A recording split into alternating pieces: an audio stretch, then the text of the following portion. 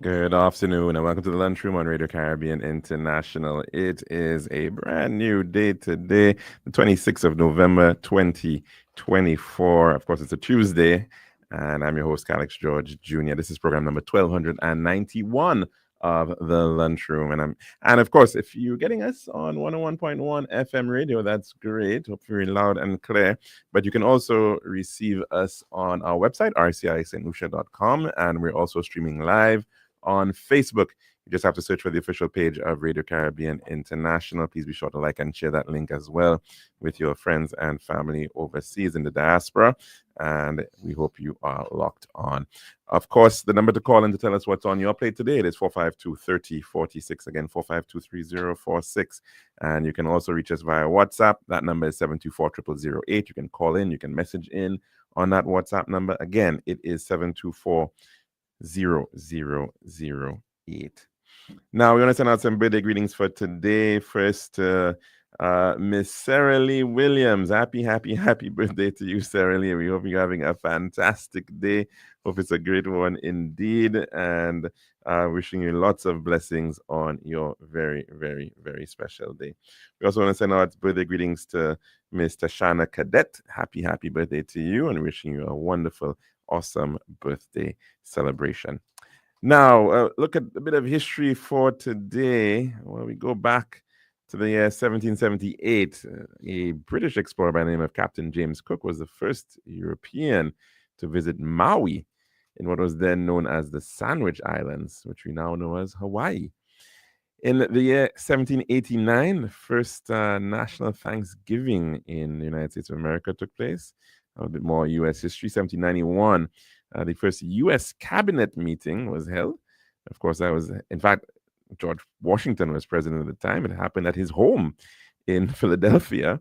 And president was Secretary of State Thomas Jefferson, Secretary of the Treasury Alexander Hamilton, Secretary of War Henry Knox, and the Attorney General Edmund Randolph attended. Small cabinet back in those days. 1865 on this day, Alice in Wonderland.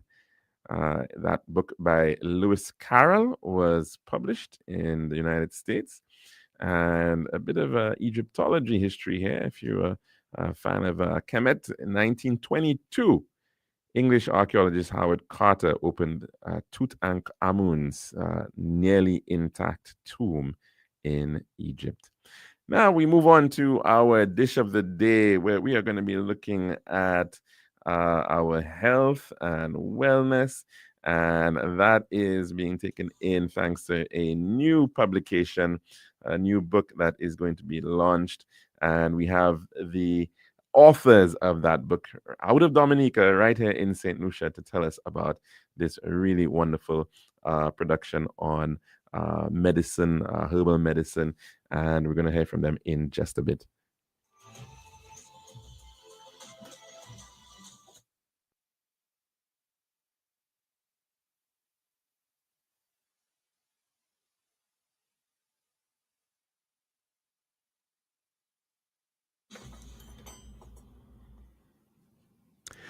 Now, welcome back to the lunchroom here at Radio Caribbean International. Now, for quite some time, of course, we know that before we had the very formal medical sciences and whatnot. We of course had a reliance on natural remedies, herbal remedies, and here in the Western world, perhaps. That aspect is not always very well appreciated, especially given that we've got lots of institutions around which control a lot of things like pharmaceuticals and what have you. But I think, of course, to China, and there they recognize two forms of medicine effectively: their traditional herbal medicine as well as the what we would perhaps call the mainstream medicine. And of course, there is and has been right here in the Caribbean, in St. Lucia, lots of interest in natural remedies and sometimes things that have been passed down over the generations from grandmothers to their children and grandchildren. And that tradition, of course, quite often is not captured in the written word. Well, that is, I think, exactly what these good people are trying to address here today, and the matter of putting these things down and giving it good context and insight for the average person, so that you can, in fact, just pick up a book now and find out about what is available in your environment, in your surroundings, right here in the Caribbean, to tell us how to deal with many different of our ailments that we may be facing. And so this is a book called Discover Natural Remedies for a Vibrant Life. And the book launch is happening this Thursday, November 28th, 2024, right here in St. Lucia at the VBCC, Vibutary Cultural Club at Le Clery Castries. And I'm so really glad that we can actually have right here with us the people behind this production out of Dominica, Reno Deschamps, as well as Dr. Paula Lockhart. And thank you so very much for making the journey across the channels and to join us here today here in St. Lucia to tell us a little bit about that. And of course, I just want to send out a big shout out to Jackie Sherabin Weeks, who's on the sidelines, making a lot of this thing happen, these moments happen for us right here in St. Lucia, very, very quietly doing so. Just to give you a little bit about some background for the authors. Dr. Paula Lockhart is a native of Dominica. She attended primary school, high school there, Convent High, and she went on to receive bachelor's degrees in international studies and in French from the University of Mississippi, as well as master's in international relations in Madrid, in Spain. She holds a master's degree in French as well from the University of Mississippi. And later on, she went on to receive a PhD in conflict analysis and resolution, something we certainly need quite a lot right now in our society. And she got that from Nova Southeastern University in Fort Lauderdale, Broward County in Florida. And of course, Dominican born, and she has worked in a number of different organizations, including the OAS and as well over in Ghana, in the Institute of Technology in Ghana. And so that's a good bit of background about Dr. Lockhart. And we also have, of course, Deja.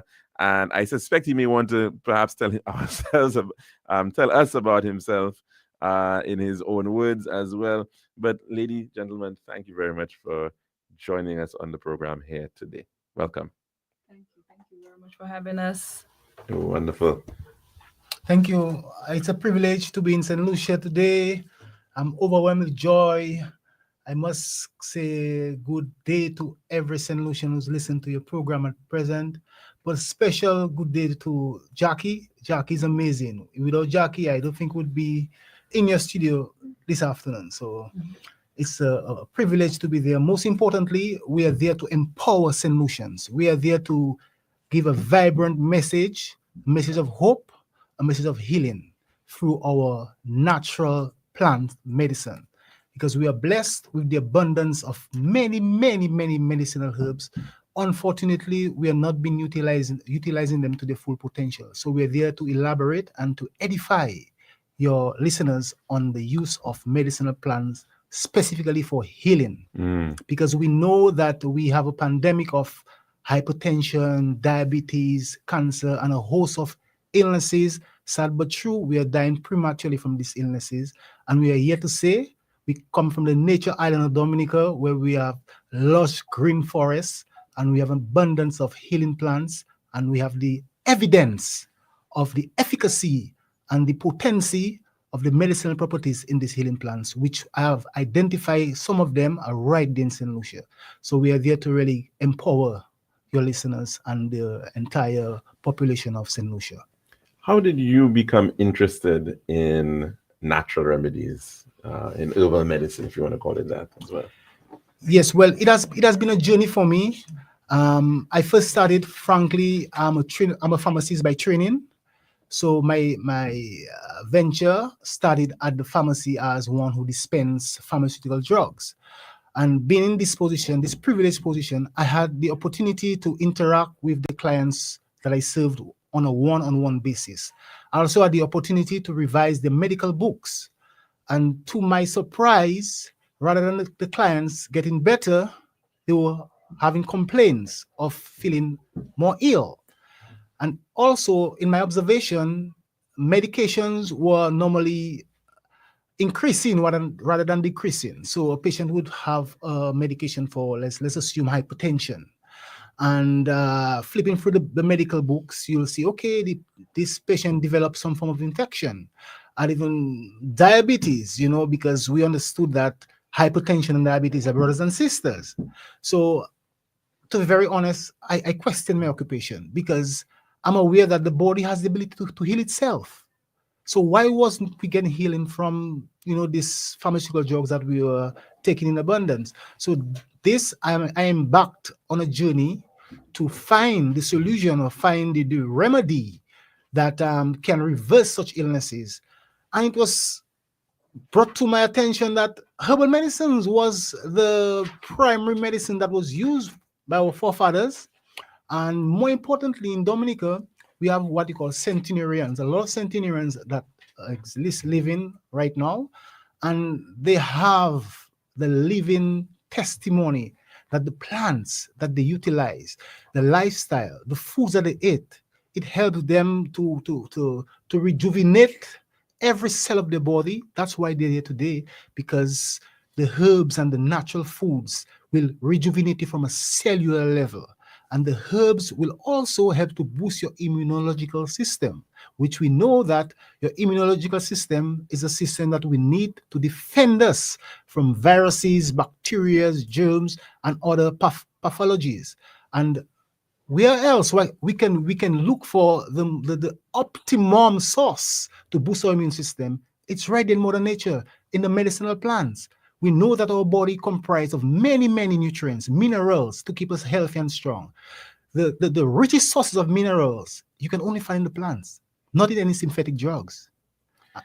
Now, I mean, I'm sure Jackie's father might have some remedies of himself. He's Exactly. 100 this year as well. Yes. So it'll be interesting to hear his view on some of these as well. But you're making the point, of course, the importance of not throwing away this idea of what's in the garden, and your own journey to realize the value of what we have right here. And I think that's a very interesting one indeed. Dr. Lockhart, maybe you can tell us a little bit about your journey into natural remedies. Why did you get interested in it? Was it something from your childhood? Was it something from your family? Or did you discover it, like Deja, a little later on in life? Well, twofold actually. I had my own experience with natural herbal healing because I had an accident myself when I was a child, and it's after the fact that I thought that, wait a minute, that's really what also helped me. There was a lady who would come to rub me and all of that, but before that, my expertise is in conflict resolution. And my work has been in consulting and helping clients to solve their problems. So clients would come to me. Actually, on the way here, a lady in Mississippi called me driving here. She said, Paula, where are you? We need to talk. I just came from the doctor and my labs are great. So we need to, but she said my white blood count is a little low. So we need to talk about what I can do. So those are the clients I deal with. So my work is in conflict resolution, solving people's problems. So I would have clients with medical issue, clients who are doing divorces. I was actually certified divorce mediator in Maryland, DC, and Virginia. And in all these times, in all this experience, I would always have clients finding the root cause of the problem. 90% of the time went back to something medical. Everybody has a health issue. Health issues. So at one point, even myself, my blood pressure was starting to be elevated. So I started searching, mostly for my clients and even for myself, ways what we can do. And I happened upon a radio program that Mr. Deja was on. And my father called and they said, Paula, listen. This man is talking about all these things, all these results. And people were calling in. There was a lady who called it about her experience with breast cancer and how it was done after a program, a regime. So I myself, as a researcher by nature and by profession, I started researching and I call around, try to find out who is this person. And I started collaborating with him. I traveled to Dominica, started documenting, looking at what he's doing, started asking questions. And in that, the first couple of clients I had, boom, boom, results. Even myself, my pressure, my blood pressure, that was very high at the time. We were talking about 130 something over 80 something, which to you may not sound high. It went down within, after I followed his protocol, about a month.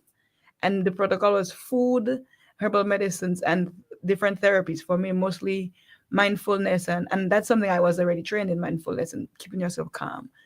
Blood pressure went nice. I had other family members, other clients with very, very resounding positive results. So I continued collaborating with him and kept coming back and forth. And I said, but wait a minute, Mr. Deshan, who's documenting this? Who is telling people about this? He says, just me, Dr. Lockhart, just me. So I said, we have to embark, we have to do something, because my work, my goal is capacity building. You mentioned that I did international studies and French and international relations, and I have another master's in political science. All of my work has been in researching and documenting Caribbean society, Caribbean development, Caribbean health, education, all of those different aspects towards development. And in the research, it started to show that the Caribbean had the highest risk. I'm saying it and it's baffling to me. The highest risk of diabetes and hypertension. How? We're the happiest, beautiful, most amazing place on earth. How can that be? So then we started to, we said, yes, that's the thing. We have it, but the people don't know and the people have moved away. What do we eat now? A quick meal, processed food. So we said, you know what? Let's start to document this. Let's start to do this. So more and more, as I will continue to work with my own clients, we started to put things together, started documenting. And then he would say, we need to talk about this that's going. We need to do research on this. We need to mention that. And the book sprawled. We had to start on how things move from where we were before, our heritage, to where we are now. Then we looked and started documenting how the pharmaceuticals are dependent on herbal medicines. The pharmaceuticals, it comes from the plants, but they make chemical versions and synthetic versions and mimic it. But as you may read about in the book, it doesn't mimic fully. So the body never fully responds. There are side effects and so forth instead. So that's how that whole thing came up. So it was a number of steps to bring it all together. And to me, and it's been a wonderful journey. Just the results that we've seen, being able to empower people. My goal is to empower, to build capacity and human development across the Caribbean. That's why we're here, because as one people, we have to empower each other. It's interesting that you're saying so about the Caribbean, and we think of how much we depend on the outside world for pretty much everything, our food, and of course our medicine as well. And I can contrast that with, say, a country like Cuba, for example, which has had to go at it alone for so long, and they've had to develop their own medicine, their own systems, their own biotech. We haven't really had that journey too much at all, really, in the Caribbean. You think that's part of the challenge too? I mean, as you're saying, it's not documented. There's no system in place. There's no real network or who's to say who's correct and who's not. All of those issues, of course, are part of the challenge, no doubt, about what a lot of people are faced with trying to understand. Well, why should I listen to Deja about this and not my grandmother or not Mr. So-and-so from Labrie or something like that? I mean, there's really not a clarity in terms of who says what, is there?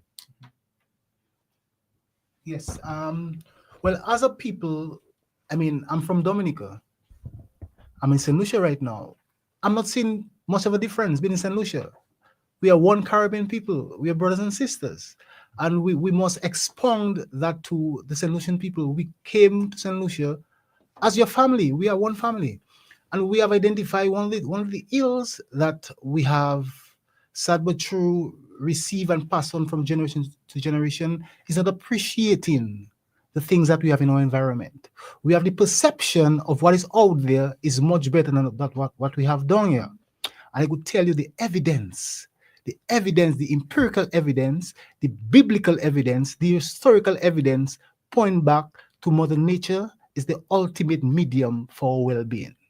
So the plans, I'll expound on the plans that we have in St. Lucia They're filled and rich with so many minerals. You have phytonutrients, you have antioxidants. But yeah, what? We'll go on a shelf, pick up a bottle that has an expiry date, for example, say ascorbic acid, which is vitamin C. And we would leave the oranges and the limes and the citrus falling from the tree, rotting on the ground, and we'll probably spill. But hear this, the grapefruits, the lime, the oranges, they are 10 times more potent than this pharmaceutical pill, synthetic pill that we pop for a common cold, a common flu.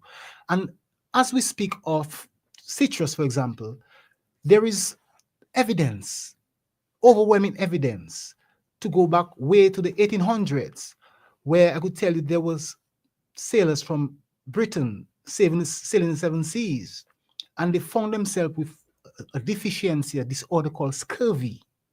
And do you know that the Caribbean was the savior for these British soldiers? What they did, they came to the Caribbean, they gathered a lot of citrus, a lot of limes, a lot of lemons. And do you know that this deficiency of vitamin C was replenished by utilizing the ascorbic acid from our lemons and our limes? Unto this day, are we utilizing our lemons and our limes? So let's ask ourselves a question. Is it a medicine or is it a food? The great Hippocrates have spoken to us. He said, let your foods be your medicine. So I've identified we have not been appreciating the God-given blessings, I would say, that we have all around an environment. I'm working in St. Lucia. There's one important plant. And this important plant, if you utilize this plant, you cannot get hypertension. I will repeat. If you utilize this plant, it's impossible to get hypertension. In Dominica, we call this plant coupier. In English, the English name for this plant is purslane. Purslane is all around the byways and the highways in St. Lucia, in Castries, for example. Who's utilizing this plant? This plant is filled with so many antioxidants. One important mineral, which is potassium. It is filled and rich with potassium because it is documented that if your potassium levels are at the optimum level, your sodium in your blood cannot go over the border, because one of the culprits for hypertension is excess sodium. So we need to embrace this knowledge, preserve this knowledge, and most importantly, share this knowledge that we can use our medicinal plants not as a curative, but as a preventative, because prevention is better than cure. So these are the kind of information we would like to give out to the public to empower, most importantly, empower. Anyone that has cancer, please, you're not vulnerable. Don't feel hopeless. Yes, you may be exposed to a medium that is not giving you the satisfaction that you deserve, but hear this, life is never unjust. You always have choices. And the choice we bring to you is to go back to Mother Nature, utilize, suck the breast of Mother Nature, get every substance that she has to offer to help to rejuvenate you from a cellular level. The most beautiful thing that we are blessed with, because we were created. We did not evolve from or drop from the sky or from a pawpaw tree or mango tree. As we know, growing up, our parents would tell us, oh, we fell from a breadfruit tree, you know, that's how we came about.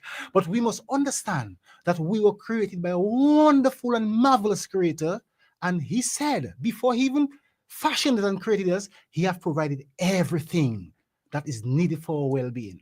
So this is the kind of information and message that we like to bring about to our people, to let them understand that we are not a vulnerable people. We are not a sickly people neither, but you know what? We are deficient because the foods we utilize is really denaturalized foods. There's no nutrients or little nutrients in these foods, and the solution is to go back to Mother Nature. Yes. Thank you so very much for that, Deja. And of course, we've been speaking to Dr. Paula Lockhart as well as Reno Deja or Deja.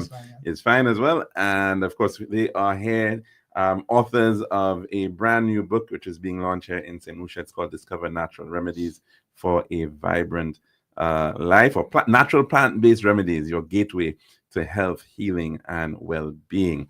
And that's going to be launched this Thursday, November 28th at the VBCC at La Clary. And we're going to come back to them in just a bit to continue that conversation. But first, we actually have to head across to take in our weather report. So Marine is going to take us through that. That's our dish of the day.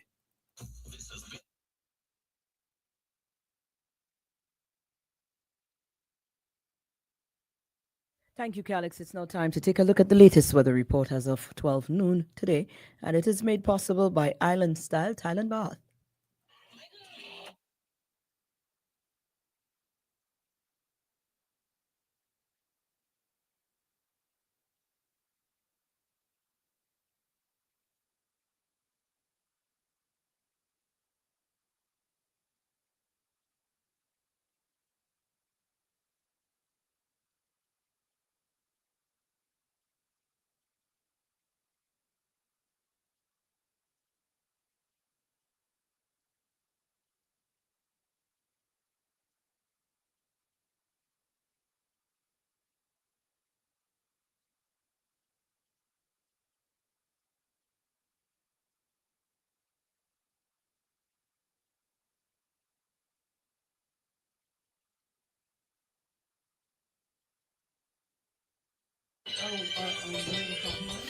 And now we take a look at the latest weather report as of 12 noon today. It's the 26th of November, 2024, and the forecast at this hour is Lemuel O'Shaughnessy. Let's go on over to the weather forecast for St. Lucia valid for the next 24 hours. The winds will be blowing from the east in at 21 miles per hour or 33 kilometers per hour. The weather, fair skies, becoming cloudy at times with a few scattered showers. That is, winds blowing from the east near 21 miles per hour or 33 kilometers per hour, and weather, fair skies, becoming cloudy at times with a few scattered showers. Marine forecast for seas in a 25-mile or 40-kilometer radius from St. Lucia. Presently, we are experiencing high tide, both at the Castries Harbour and the Vieux-Fort Bay. The low tide for the Castries Harbour will be at 2 minutes after 7 tonight, and for the Vieux-Fort Bay, the low tide at 29 after 8 tonight. The sea is slight to moderate, the waves 3 to 6 feet, the same as 0.9 to 1.8 meters in open waters.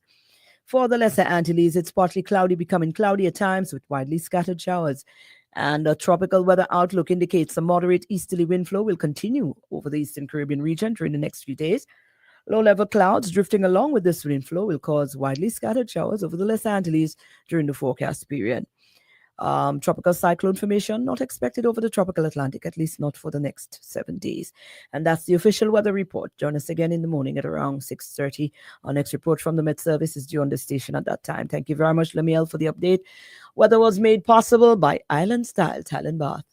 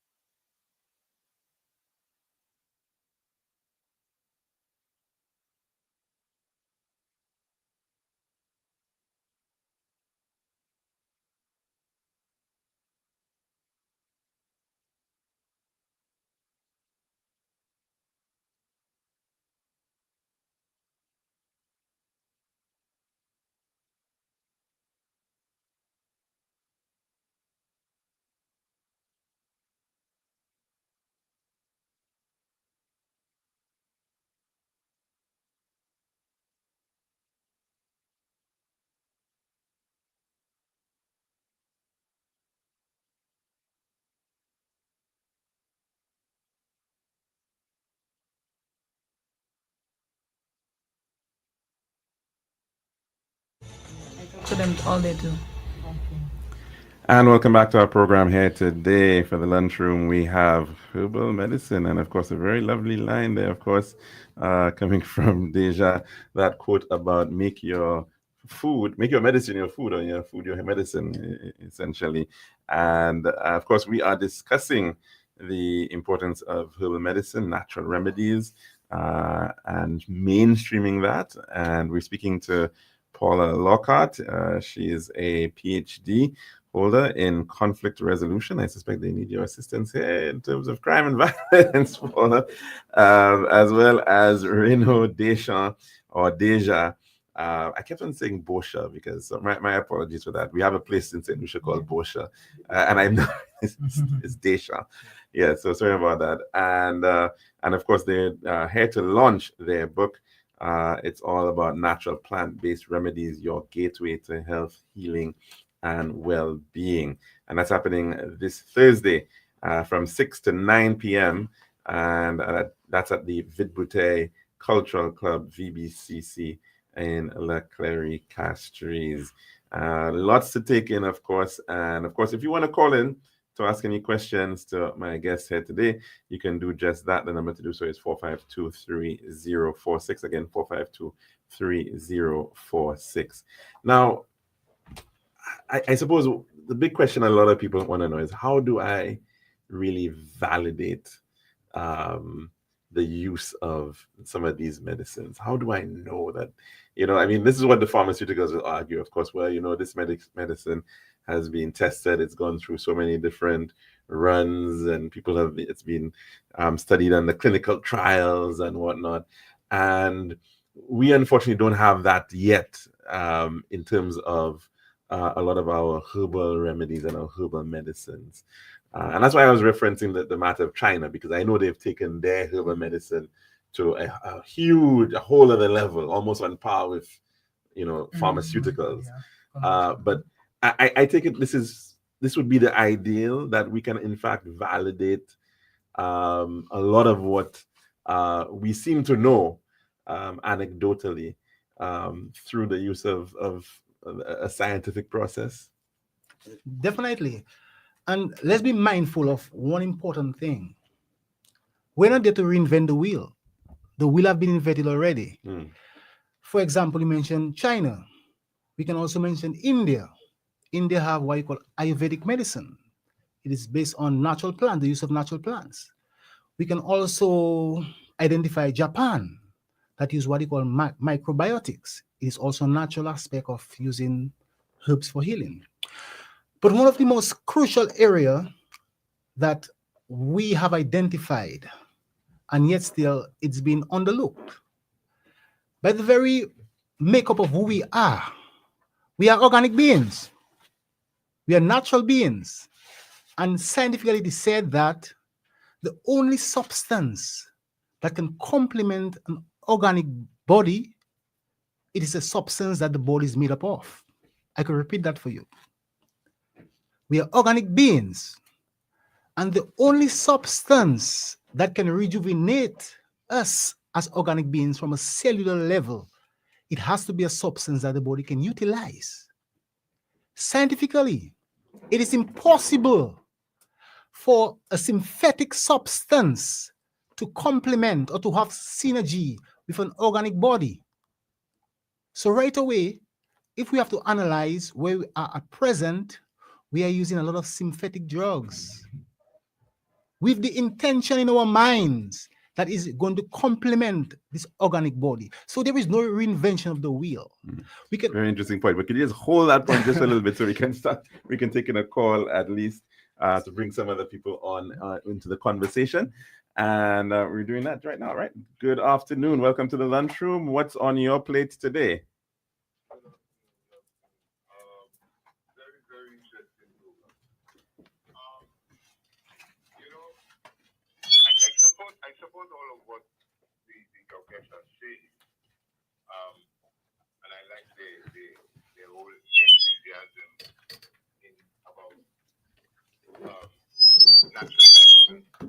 But the big but is, and I've always said to people, the power of those viruses we have out there. I have not heard, I'm trying to get from scientists or from specialists who study those things. Can you tell me whether my immune system could ever, or the immune system of the human body could ever get to that level, to that threshold, to stand up to the power of the viruses that we have out there? And whether, if it can do so, whether it could do so in the sort of time where your body will be saved, which means prevent you from dying, as compared to the synthetic drug that has that quick and fast reaction into your body to fix up people's desires, the power of the desires. And that is where my contention is. I mean, I'm all in for that. I try my best to live that natural, I go fresh, I go, I joined it. But I will not lose sight of the power of those viruses and whether our body, our immune system could face up to that. People who are in it are contesting that yes, our immune system can do it. And I say no. Our immune system naturally, as far as I see, with my little experience, cannot fix up to it. And so that is why I appreciate that science, what science has done for us. Because a lot of us would have been long gone if it wasn't for that science that kept us there. I remember at the age of 14 getting playing games and I was taking my eyes. And it is the power of modern medicine that was able to keep me there. And so I cannot lose sight of that and not be appreciative of that. So while I thank you for your information, and I appreciate that, and I will advise anybody trying to get to that natural way. But the perfection that we face with in this life, that the power of this viruses, we have to cling on to something else, and which is the modern science, the conventional way of science that will protect us from this virus. I thank you. All right, thanks very much for that contribution, caller. Now, of course, that tends to be the big argument. Is it either or is it a matter of finding a balance in terms of medicine, pharmaceuticals, which are coming from that process, as well as herbal medicines, what I think quite often is termed nutraceuticals now in the North American context. Yes. Let's make something fundamentally clear, specifically to your caller. Thank you, caller, for appreciating the information. But one of the things that we will say to you, we need more education than medication. That's why we're here today. And we are not here today to bash the conventional approach, but we are here to bring some form of clarity and synergy, because there are certain instances where we need the incorporation of synthetic medication. For example, in a case of trauma, you have an accident. One can use analgesic to ease one pain.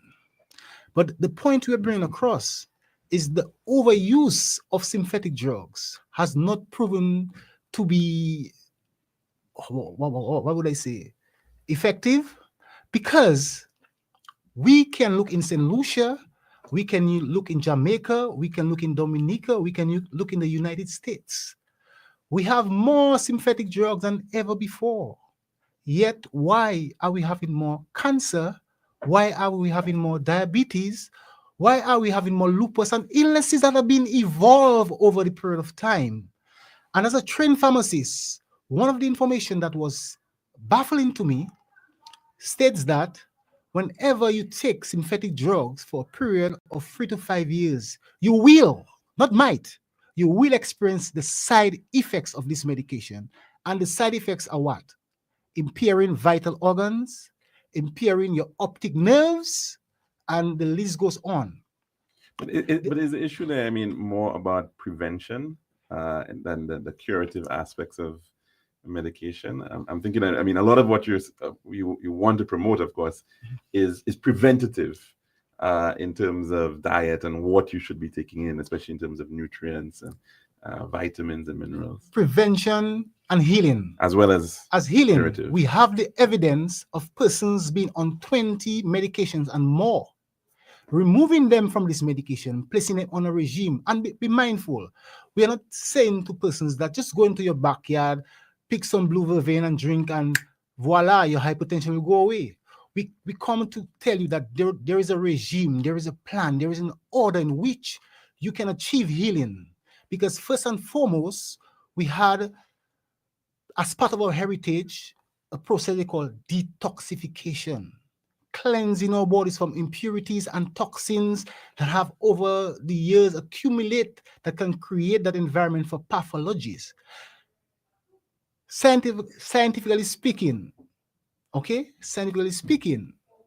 before there were what you call cancer, hypertension, diabetes, and the host of illnesses. As I mentioned, we were created by a God with infinite knowledge. So there is nothing new under the sun. There is no pathology that is new under the sun. So the caller made mention of there is no herb that can combat these pathogens or these viruses that we encounter today. That's not the truth. The truth is that every illness that man have encountered has been reversed by many, many physicians in the past. I could be mentioned of one of our profound physicians called Dr. Sebi. Dr. Sebi have proven to us empirically that the use of our medicinal plants was there long thousands, trillions of years before all those illnesses that we are faced with, and we are being told that they are incurable. So the plant kingdom is the ultimate medium for the unseen and also the seen. But here what we have not been embracing the information, the knowledge, because knowledge is power, and the empowerment of that knowledge, only if we venture into the unknown, then we can find out what is lying between this veil of uncertainty. And I can bring to your attention that we have reversed breast cancer, we have reversed prostate cancer, and do you know at present the only medium used for this sort of condition is what they call chemotherapy, and it is documented that the treatment destroys you quicker than the condition itself. Well, let's hold that on for a little bit. I'm going back to the what we see quite often as the trends and the fads, and these things almost go through cycles. I think back, at one point, noni seemed to have been the miracle fruit. Then we heard about moringa. Mangosteen. Then we heard about pomegranate. Then we heard about soursop. Then we heard about coconut oil. As we're going through these sort of phases almost, or trends, and of course right here in St. Lucia right now, what's big for us is CMOS, because it's a big business in terms of exports. Yep. I'm proud of St. Lucia about the CMOS. I'm very proud of St. Lucia. How do you balance these things? Are they trends? Because it seems as well, I mean, it seems similar to what happens with diets as well. Quite often we see these trends about, the Scarsdale diet is the best thing, and then you want to take on another, all these various dietary ideas that come about and seem to then make way for another one. How do you deal with that in a field where you're really trying to edify people, not to be just simply taking on the next fad? Yeah. And it's amazing. I wanted to address a number of things, and you mentioned trends and picking up and fads, and that's what. How do we deal with that? First of all, we have to educate from young, educate and empower each other, because they should not be trends. Because all of the things you mentioned have empirical evidence for in healing properties. And earlier you talked about validation. My role as a researcher, my role as someone who has to provide empirical documented evidence is key. All of these that we're talking about, they're not new. There is not something you have to go and test. These things have been used for hundreds of years, thousands of years, and the pharmaceutical industry themselves have the evidence. They publish the evidence because they go to India, to China, to Israel, to some of the, and they document the use of those herbs for hundreds of years. They have studies, they have different types of studies, and produce empirical evidence. So it's there. So this argument or this thought, this theory that there is no evidence for plant-based medicine is a fad. It's an interesting one, because I think to a St. Lucian back in the 1890s, actually, was a doctor trained at Edinburgh University.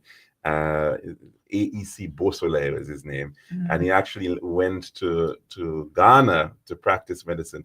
But while there, he took up lots of research into herbal medicine as well. And the story is that, unfortunately, a lot of his research actually got burnt in the 1948 fire in St. Lucia. But it's interesting, the point that you're making, that a lot of the information is in fact being done, a lot of research being done, by major corporations, pharmaceuticals, but not necessarily getting into the broader context of people's understanding. Yeah, and we don't look for it because when you read chapter 2 of this book, you will see that in order to go through of the pharmaceutical process, one of the things that they have to do, the researchers have to do, is show the efficacy of the drugs. And how do they start the process? They have to where they have to source and give validity and validation that the compounds work even before they make it into a synthetic version. So they have to go and find out that that plant actually works, the compounds actually works on a chemical level, so that they can turn it now into a synthetic level and do what they do. So even they have to go through that process. And guess what? You mentioned something you talked about earlier. When you were talking about some stuff not being published. The NIH, he mentioned potassium and high blood pressure, diabetes, and so forth. So when I started doing this research with him, one of the issues that came about was but high blood pressure and diabetes. And he said, but even if you have a certain amount of potassium, you cannot get, which one was it? Hypertension. You cannot get hypertension, high blood pressure. And I said, how can you say that? Because I'm a researcher. I don't just take his word for it. You will see there's dozens and dozens, hundreds and hundreds of scientifically peer-reviewed articles documented in this book, everything researched. So I said, no, that cannot be. He said, just go and look it up. So I went to the NIH myself, the website, and I made a couple calls. And This is the in the United States, the National Institute of Health. Right. And there are a couple articles published, documented, well-researched, evidence-based article, empirical evidence that is discussing and relaying and relating that with that potassium in your body, it literally says exactly what he said. You cannot get a certain level of hypertension. And I was like, how do we not know this? How is that not published? How is that not normal everyday information? So when you ask what can we do, education. So we need to start educating from the start. And this idea that these things have not been tested is a fallacy. It's been tested for longer than the new drugs. Exactly. The new drugs are new. Yeah. Herbal medicine have been there for thousands of years. You say get it into education, and we speak about that quite often. But that really, to mainstream, it has to really get into the schools. I mean, you're talking about having somewhere in the curriculum some space where that is actually taught. But basic things, for example, one of the things what we've been thinking of, for example, just basic trends. Because you say about trends, one day is no need. These things should not be trends. Some of these things should be our normal. How much water do you drink? Do we teach our children to drink water? Do we have a time at school where they stop and, hey, this is a water break? Have we put that in our school system? That's basic little things. So in terms of health education, right, you basic think things that from needs school, to from be- grade 3, grade 4. What do you do when you have a cold? What can you do? Which minerals are in the body? This is basic thing. It doesn't have to be education when we get old, right? but we need to put in our school system at the simple level. Let's train our children to drink water. Make it a habit. So, 2-3 times a day you drink water and you pay attention to how much water. Those things, it's not a big education thing, but it just takes an effort to implement it. And it's one step at a time, but things are there, things are documented. And the idea is not to, like the caller was saying about, moving away from conventional medicine. The idea is not to move away from conventional medicine, but to balance. And of course, like we mentioned, it's preventing and being secure in ourselves and who we have and who we are and what we have here as a Caribbean people. Well, And he'll be so surprised. The amount of clients I have with crazy things, especially autoimmune diseases, lupus, and yes, these herbal medicine, but it's not a quick fix. And the thing is, I wrote this on earlier, people want a pill to give them a quick fix, but it doesn't give you a fix. that's why they It want gives the you a magic food. temporary, it gives you a temporary relief. It masks some of the symptoms. Whereas the point and the goal of herbal medicine is to heal. And it takes a process because you have to cleanse your body first. Then, watch what you're eating. Pay attention to your food, what you put into what, first of all, puts the toxins into your system. When you go to the shop, what percent of the foods in the store is processed versus natural? And how can we change that in the Caribbean? How can we have ourselves as a natural Caribbean? How can we have more natural local foods in our communities? Can we start growing foods in each community, each parish, each village? Can we have them in the stores? Is everything going to be chips and conkles? I love conkles, Dominic, I'm from. But what other options do we have? And it's just a process, whether it's with the health, whether with education, with different ministry, different organizations, and ourselves, build up what we have so that we can prevent and be ready. Well, it sounds very, very interesting and exciting indeed. And as you said, it's nothing new, but you are taking the action to bring it together and to publish. And congratulations on this really, really important step. It's happening this Thursday, the book launch. And if you want to be there, you got to be at the VBCC, the Vidbutai Cultural Club at Leclerc Castries from 6 o'clock until 9 o'clock. And we've been speaking to Renaud Deja, as well as Dr. Paula Lockhart, the authors of that book. And we're so very grateful for them and their efforts. And we do hope that your efforts are going to bear even more fruit, especially in terms of getting people together and making some of the changes that you actually want to see, even as you said, at the level of the schools as well. Very, very important. Any plans maybe to visit some schools? Maybe that might be, I don't know. I mean, that's of course maybe in the making as well. You have another publication. What's that about? Yes, actually, chapter 7 of this book is about foods. Because like I mentioned earlier, one of the basic levels of sustaining ourselves and being on the way to health and healing is paying attention to what we put into our system. So chapter 7 of this book was about foods. And there is so much to go into about food that we actually, what Mr. Deja said, Dr. Locke, let's put it aside so people can get a time to go into. So we have a food book coming out soon. It's the Herbal Physician's Guide to Food and Nutrition for Health, Healing, and Well-Being. And that is the publisher is actually wrapping it up. It should be ready hopefully by December. And what we'll do while we're here, our goal is to empower and to build capacity and push as one Caribbean people. Wonderful. I worked at the OS with all of the different CARICOM. A lot of people think this is a food show, so you can always come back to talk about that one on the lunchroom. So that's wonderful indeed. And that groundbreaking book, the book launch is this coming Thursday, as I said, Natural Plant-Based Remedies, Your Gateway to Health, Healing, and Well-Being. And of course, our authors have been right here with us. Renaud. Oh, okay, that's why I got Bosha. There's actually Jackie messed me up on this one. Yes, Renaud Deja and Dr. Paula Lockhart. Thank you so very, very much for joining us. And of course, to all the other support team in the background, thanks as well for coming through. And we do hope that you have a very wonderful and blessed day. And again, congratulations on the book launch. Thank you. Wonderful. And we'll be back tomorrow, God willing, for another program. Hope you can join us for that. I'm your host, Calixte George Jr., saying goodbye.